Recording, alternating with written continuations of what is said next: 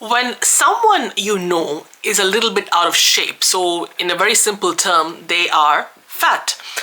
But when it's pointed out to them that they're actually fat, they get offended. Why is that the case? This is something that I have been seeing a lot of being circulated around social media at the moment, as well as the movement and the acceptance of the quote-unquote fat community. Now, I personally don't view fat as a dirty word or something to be ashamed of, because I believe every one of us has fat, and we are fat in some way or the other. However, in the space of healthcare, it is unfortunately a very tabooed topic. And it is something that, healthcare professionals just jump the gun, and when they see a patient, they will say the very first thing that they will look at at a patient is their weight and how fat they are, and they just tell them to lose it.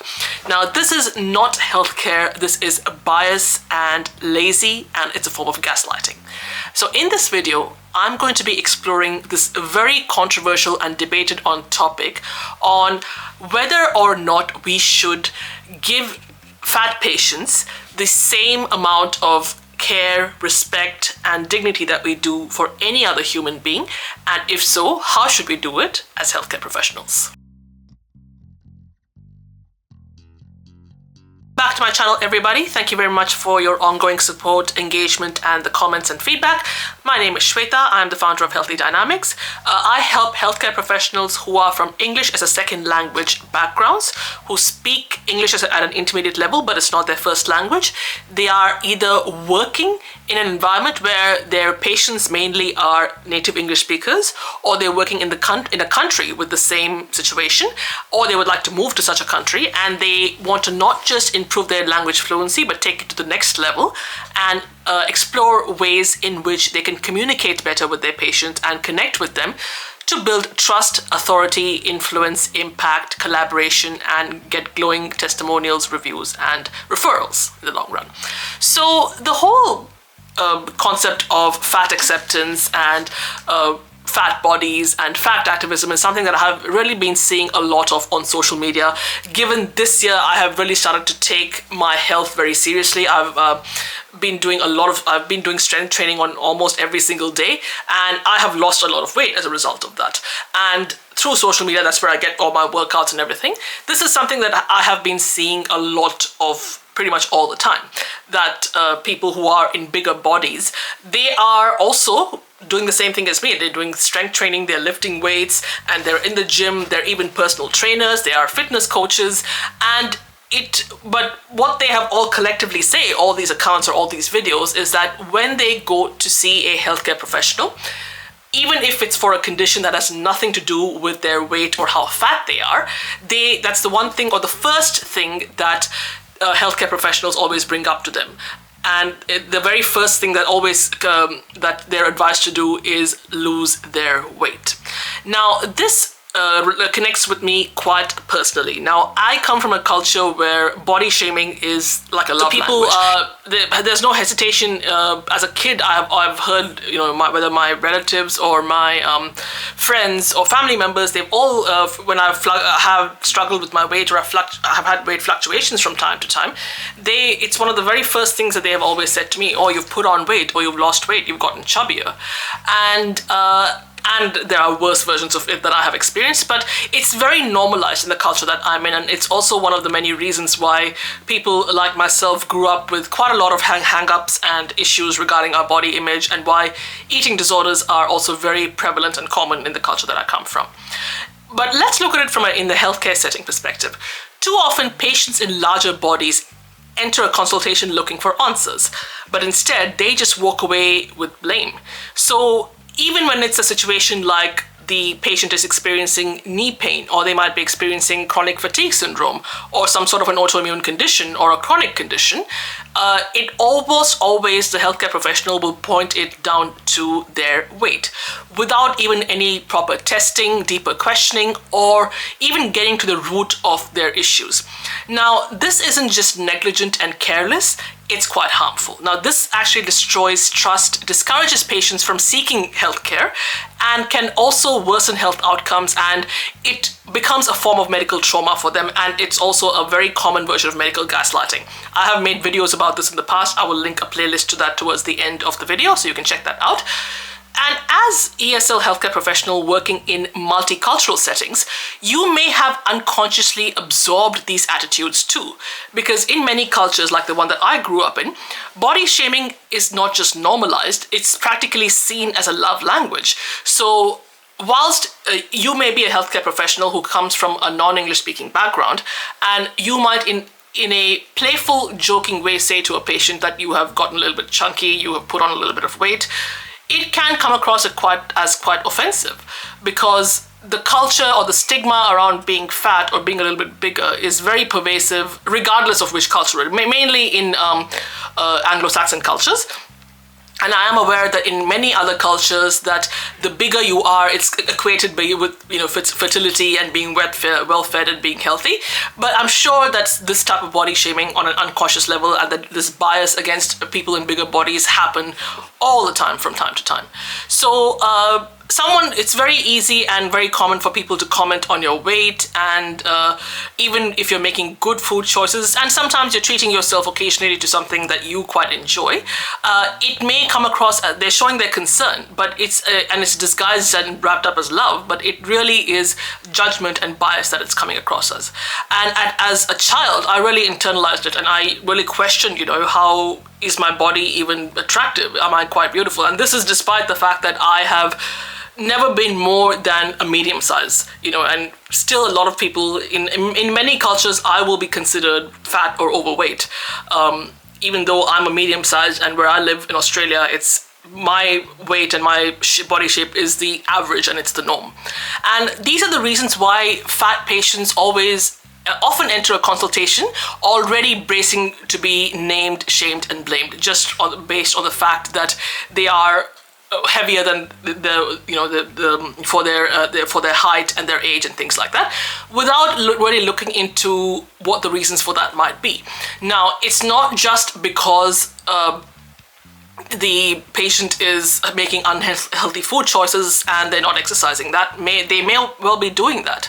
If you remember my video from a couple of days ago, there is a plus-size personal trainer who is extremely good at her job, but again, people question her because she is a little bit bigger, but yet she's lifting weights and she's so much more active than fit than a normal-sized person.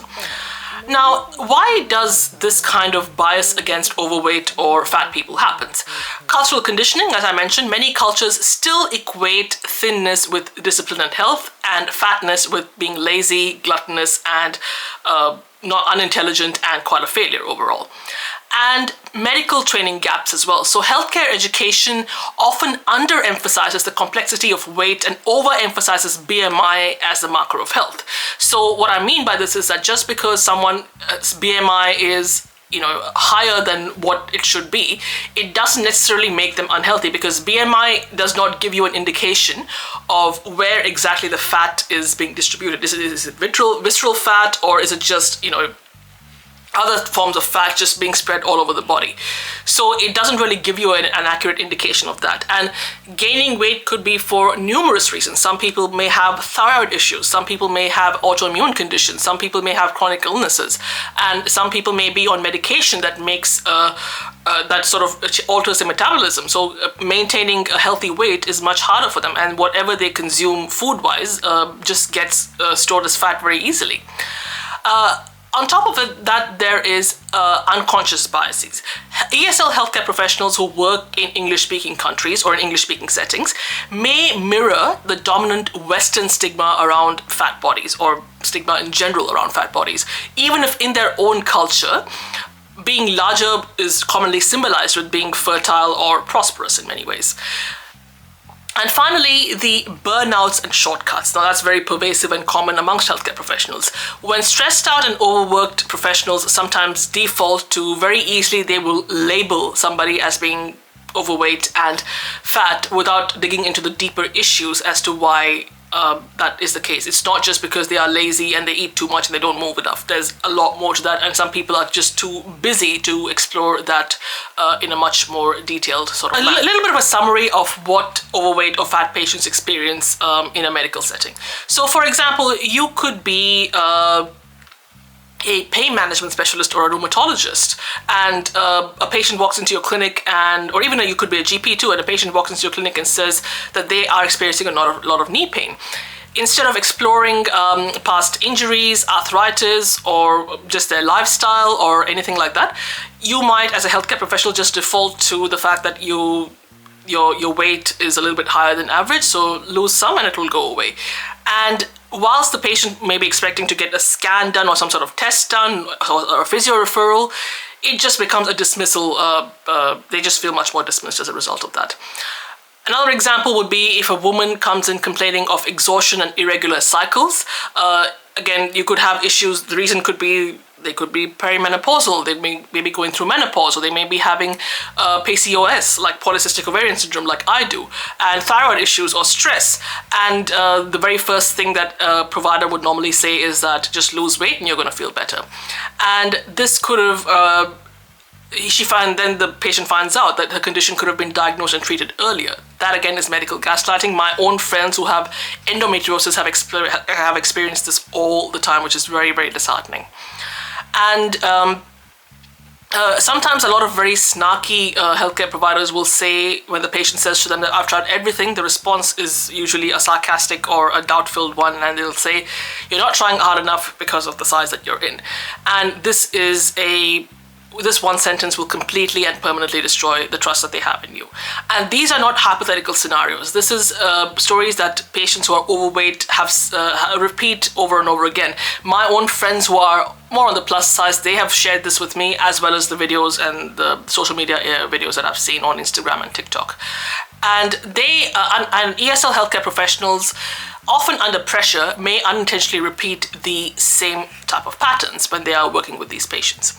And what can also happen is that being told that their pain or condition doesn't matter until they fix their weight, and you can also be dismissing your patient's generic lifestyle advice without proper diagnosis, and also the cycle of shame that leads them to avoiding follow-up meetings or appointments or screenings, and internalizing labels that, if a healthcare professional labels a patient as non-compliant or lazy, that just erodes trust, and they end up questioning their own reality and symptoms and sanity.